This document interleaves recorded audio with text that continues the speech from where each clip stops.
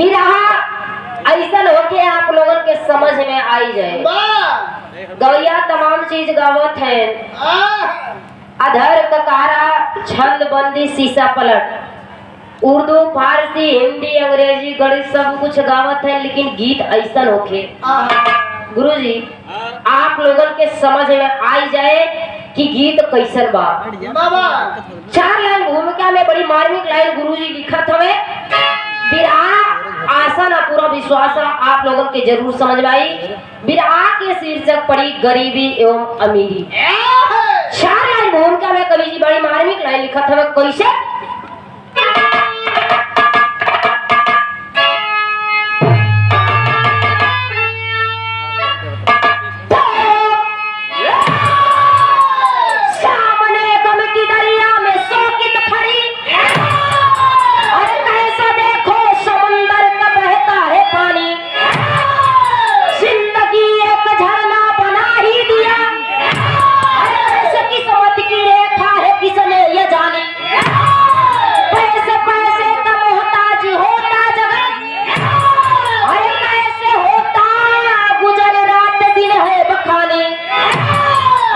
पत्नी निशा का वही हाल है, तो सो जाते थे रोज पी कर पानी।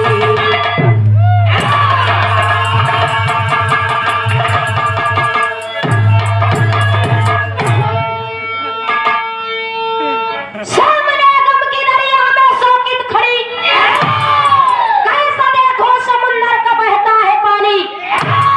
जिंदगी एक झरना बना ही दिया, किसने ये जानी। कैसे पैसे का मोहताज होता जगत, कैसे होता गुजर रात दिन है बखानी। अर्जुन पत्नी निशा का वही हाल है, रात सो जाते थे रोज पी पी कर पानी।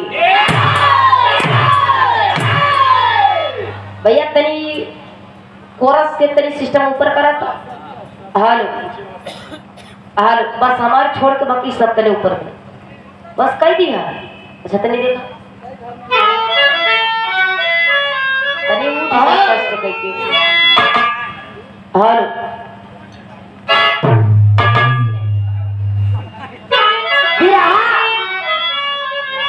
क्या मुख्य चीज होला कहानी। अगर कहानी आप लोगों के समझ में आई जाए तो हमारे लोग का गाँव सफल हो जाए। एक लाइन गजल के नमूना बा। कैसे बाबू?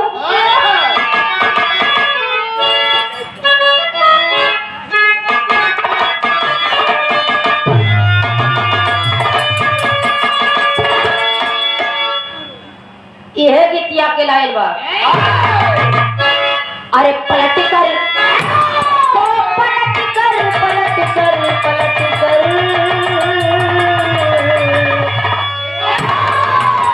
पलट कर देख ले जालिम तमन्ना हम भी रखते।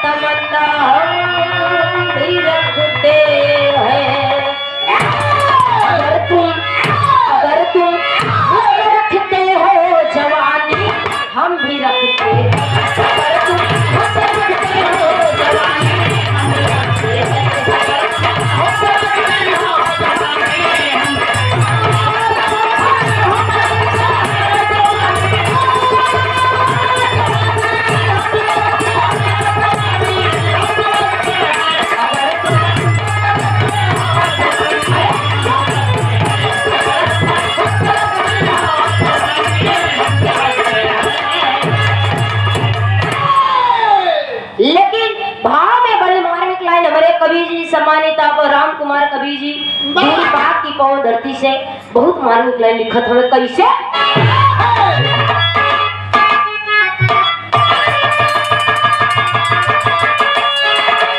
तो तेरे मान के खातिर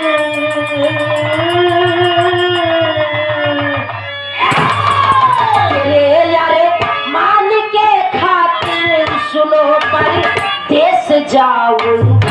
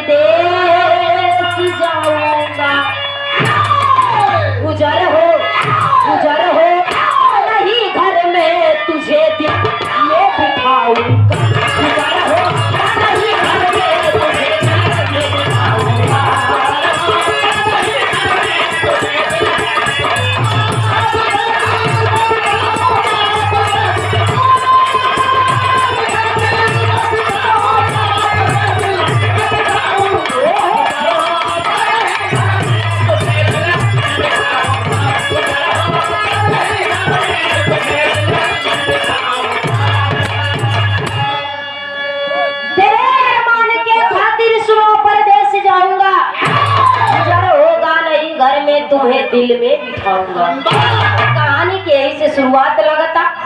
नजम के भाव कैसे बाबू?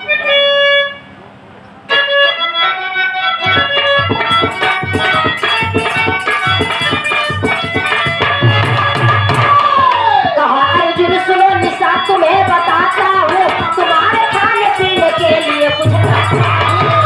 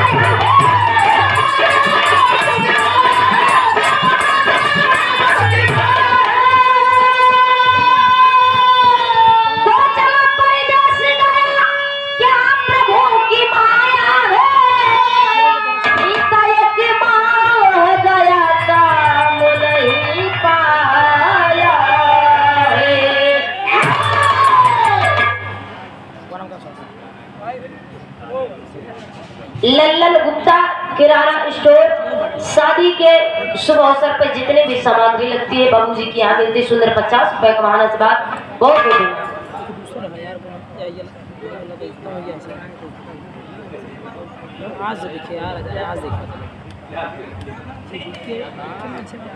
याद करिए समय बाद कुछ देर रहा। कहानी के शुरुआत बात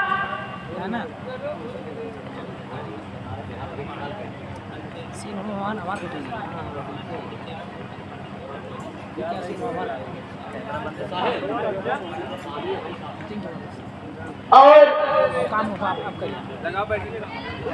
जिनके दरवाजे पे कार्यक्रम हो रहा है सूरज पाल भैया जी उनके चेला मूलचंद अच्छा ड्राइवर साहब दिल का ताली की पौन धरती से इस सुंदर 21 रुपए का महाराष्ट्र बहुत बहुत धन्यवाद आशीर्वाद की जा रही आवाज तनी से। कहानी के शुरुआत को गांव में एक लड़का रहे और लड़का के जब शादी हो के दुल्हन आए उस लड़कवा के नाम रहे अर्जुन पाल। लड़का बड़ा खूबसूरत जब के दुल्हन ओकरे दरवाजे पर आए धीरे धीरे समय बीतत बा। कहा जाता है कि समय से पहले भाग से ज्यादा कोई कुछ न पाए। समय बीतता गया। आज गरीबी ऐसा चीज होला बाबूजी घर से बाहर और बाहर से घर कर दिया। आज अर्जुन की पत्नी निशा धीरे धीरे समय बीतत बा। दोनों प्राणी की जिंदगी अच्छे से बीतता और धीरे धीरे जब ऐसे ही समय कटत चला जाता एक समय आया अर्जुन गरीबी के मारे एकदम मोहताज बा, पैसा के लिए तड़प रहा है।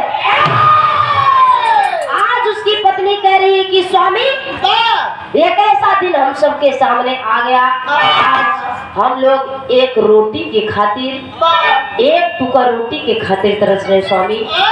आखिर कैसन दिन आइल बा ए स्वामी। अर्जुन अपनी पत्नी से कह रहा है कि प्रिय तुम अपना एक गहना दे दो, हम तुम्हारा गहना गिरवी रख करके कुछ दिन के लिए 6 महीने के लिए राशन रख कर आएंगे, राशन लेकर आएंगे, उस गहना को गिरवी रख करके जो राशन लेकर आएंगे तुम उस राशन को खाते रहिएगा और मैं जब प्रदेश जाऊंगा कमाने लगूंगा, धीरे धीरे तुम्हारा सब शौक श्रृंगार पूरा करूंगा।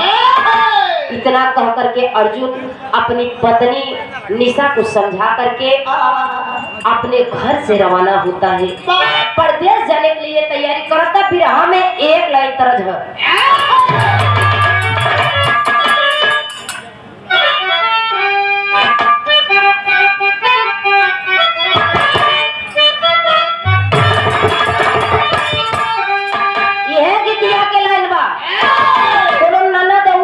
भौजैया के आदमी प्रदेश चला गया, दुल्हिया बड़ी परेशान जाए के कहे अरे ननदी भौजिया दुइलो, बड़ा पुरन की लहावत रहे, ननदी भौजिया दुइलो एक सामौरिया लहू के पीरा पारा देसिया होला।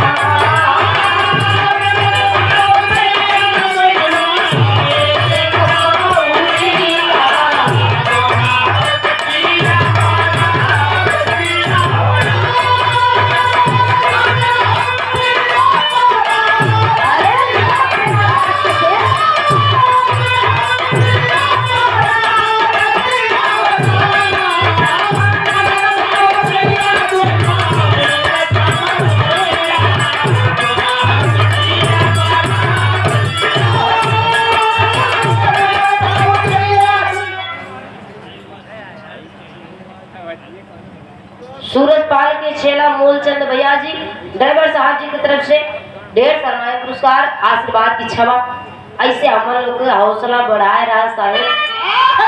हाँ, लेकिन आज अर्जुन बैग लेकर तैयार है, जा रहा है शहर, तैयारी कर रहा है घर। उके पत्नी निशा खूब रोवती है, रोए के कहे कि ए स्वामी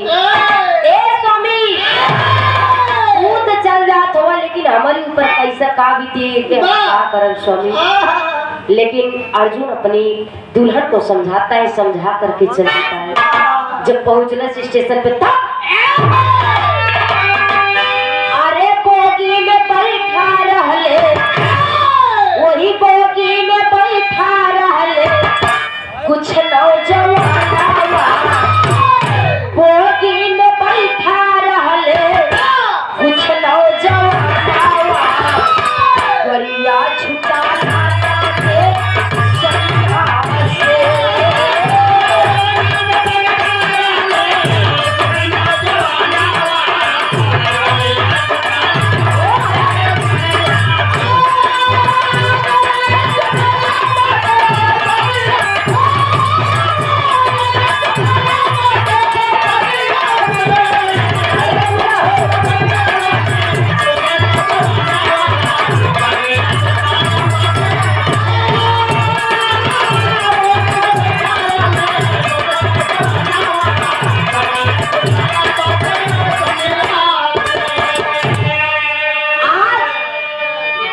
अर्जुन जब घर से रवाना हो गया, जाता है स्टेशन पे, और जब ट्रेन आई अर्जुन जाकर डिब्बे में बैठ गया।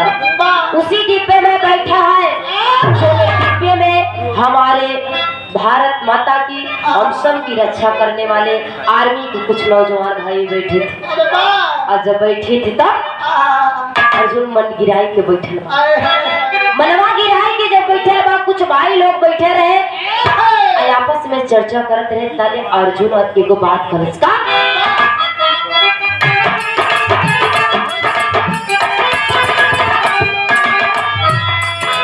चर्चा कर रहे हैं आपस पहले अर्जुन जाए के कलश दे भैया हमरो कोनो जुगती होई तो लगा देता हमरो कोनो ई गरीबी से कोनो झंझट छूटा।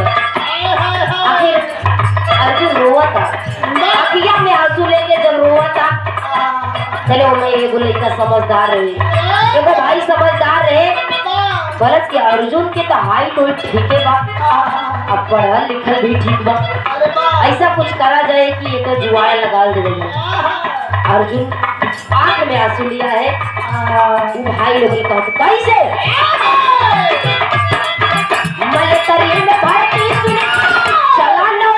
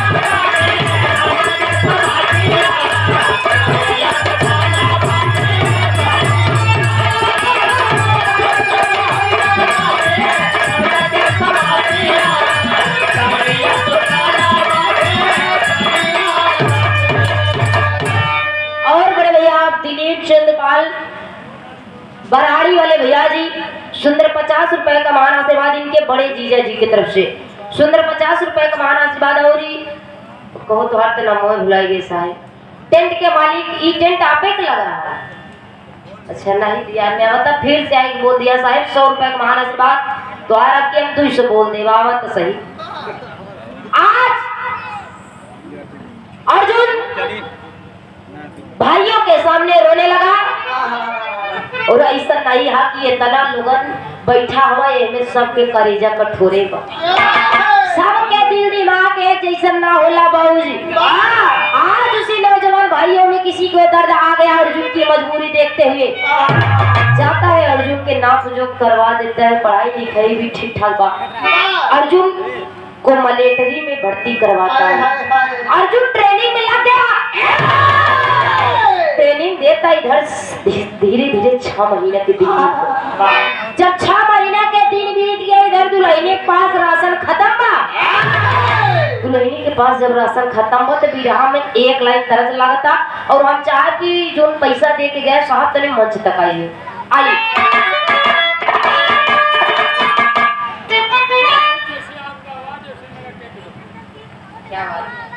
बड़े भैया आप मुन्ना टेंट हाउस जैसे हमार आवाज बा वैसे इनका टेंट बना क्या बात आवाज से टेंट का तालमेल है भाई होई कोनो न कोनो रिश्तेदारी हुई सुंदर 100 रुपए का माना से बहुत बहुत धन्यवाद बा दिल की आनंद गहराइयों से सभी बाबूजी के भाइयों को बहुत बहुत धन्यवाद बा आवा एक कमी बा का हो डिजाइन देख ले तारे से ऊपर तक कमा डिजाइन कम बा चला बढ़वाए दिए धीरे धीरे लेकिन कहानी से ध्यान न हटे अर्जुन ट्रेनिंग में लग गया फिर में 1 लाइन तरह जवाबू कैसे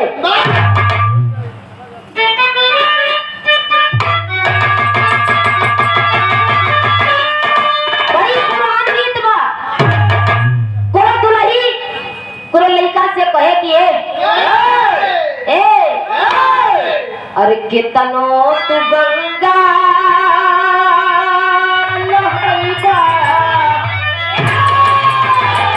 अरे कितनो तू गंगा नहैबा पतर तिरिया ना पैबा राजा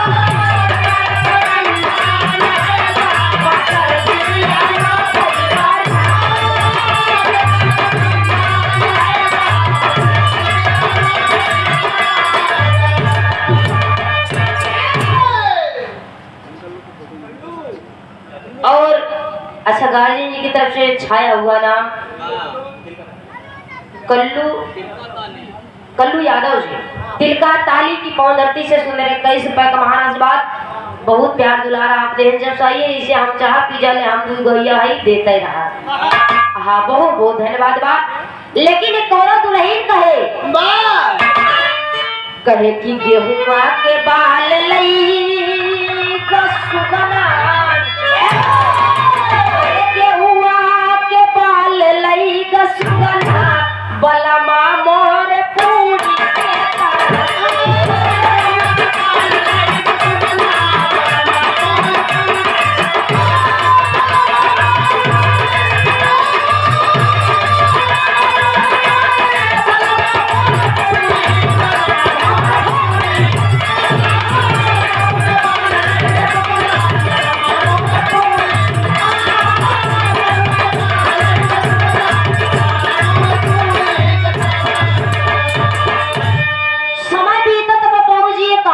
ध्यान न तमार गाँव में सफल हो जाइए। समय बीतत बाद 6 महीने के दिन बीत गया, दुल्हनी के पास राशन खत्म हो गया। इधर अर्जुन ट्रेनिंग में लगा है, ना तो फोन की कोई समस्या, ना तो फोन की कोई व्यवस्था, ना तो चिट्ठी तार के। अर्जुन ट्रेनिंग में लगा है उधर, और इधर जब दुल्हनी के पास राशन खत्म हो गया तो गाँव में खूब बनिया है।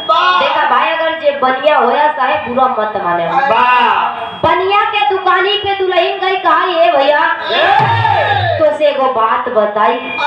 बनिया कहा था कि बताओ तू केकर में हर हूँ, तो का दिक्कत है? तो दुल्हनिया कहे ए भैया कहती है कैसे सीटी ने दे बाबू। अरे बनिया से कहे सा मुझाई, अरे बनिया से कहे सा मुझाई, विपता आज तो से बताई।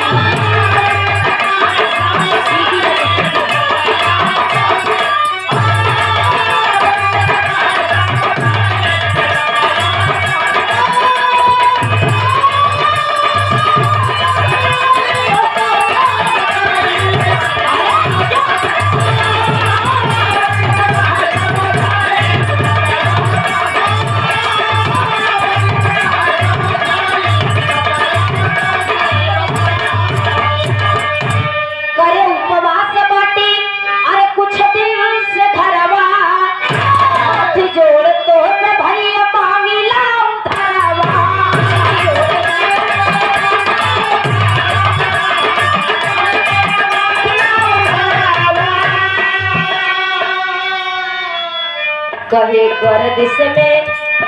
गर्दिश में हो जा सहाई, पता आज तो से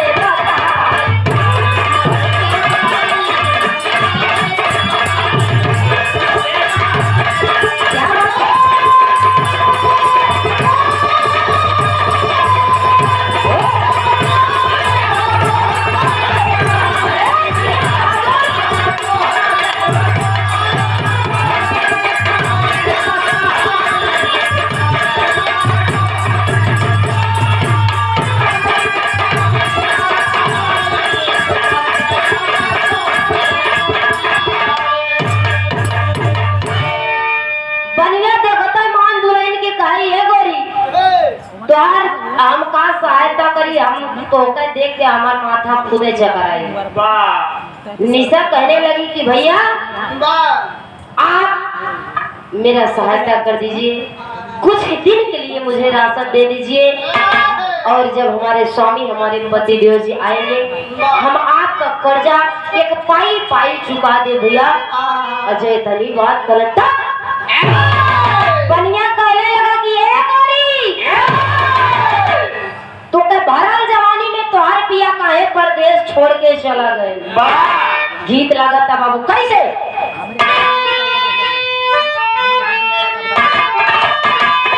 ये गीत के लाइन में बड़ी पुरानी गीत बा। कोनो दुल्हन कहे ए राजा, सब जगह घूमे घुमाई दिया, सब चीज पहने पहनाई दिया, लेकिन एक चीज तनी हमार औरी कदम कहा दिया।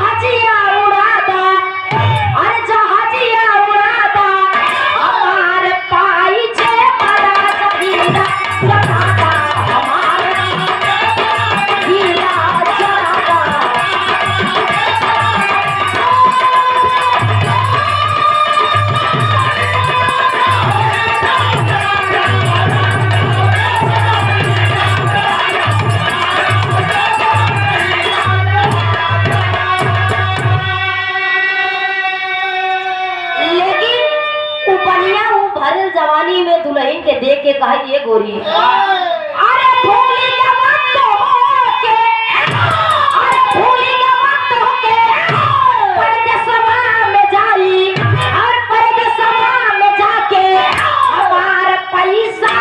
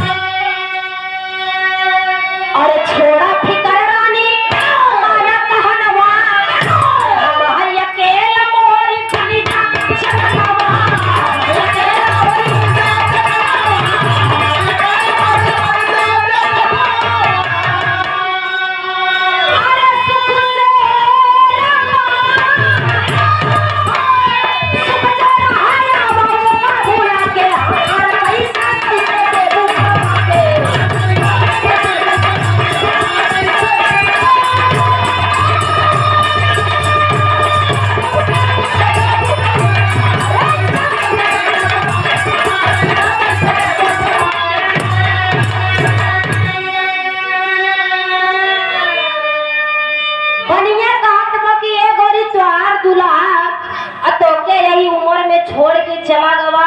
आज धीरे धीरे 6 महीना से 1 साल के दिन बीत गया। 1 साल के दिन बीत गया। अगर उनके तनिको मोह माया होते तो तेरे दिल में तोहरे खातिर अगर तनिको दर्द होते, तनिको अगर प्यार हो तो तोके फोन चिट्ठी तार तोके संदेश जरूर दे। दुल्हन के दिमाग यहीं से बहा के गया। दुल्हन कहे लगी कि देखा बनिया भैया ऐसा कुछ मत करा, नहीं तो अगर हमारे स्वामी आज ही बड़ी बदनामी। बनिया कहा था कि तोके राशन देता भैया तू हमार दुल्हन बन के हमारे घर में रह बुता। हमारे घर में ना तामरे लड़का है ना तामरे मेहरारू बा ना तामरे केहू बा। हमारी पूरा राजपाट हमें दर पूरा राजपाट हमरे यहाँ बा। तोके बस रहे के बा और तू आराम से रहा, आराम से खा, तोके कोनो चीज की दिक्कत ना। जितनी बात करे दुल्हन कहे कि तोरे यहाँ रहा था दरवाजा बनाती है दुल्हन, कहती है कि तोरे यहाँ रहा तब एक बात पे एक शर्त पे। बनिया कहता है कि बोलो मेरे छमक छलो तुम्हारा क्या बात है, क्या दरवाजा का बतिया कलो। दुल्हन कहा दिया कि अगर हमारे पति परदेश से घरे आई जाए, अगर हमारे पति परदेश से घर आ जाएंगे, अगर वो रखेंगे तो हम उनके घर चले जाएंगे। यही हमारी शर्त है। बनिया कहता है कि ये शर्त मुझे मंजूर है। बनिया तो अपन काम बोले कहते कि एक मन से दो वही न करी इसुर वही न करी बुलाई। जब साल 6 महीने 2 साल नहीं आए, धीरे धीरे समय बीतत 4-5 साल नहीं तब का आई तले हो सकते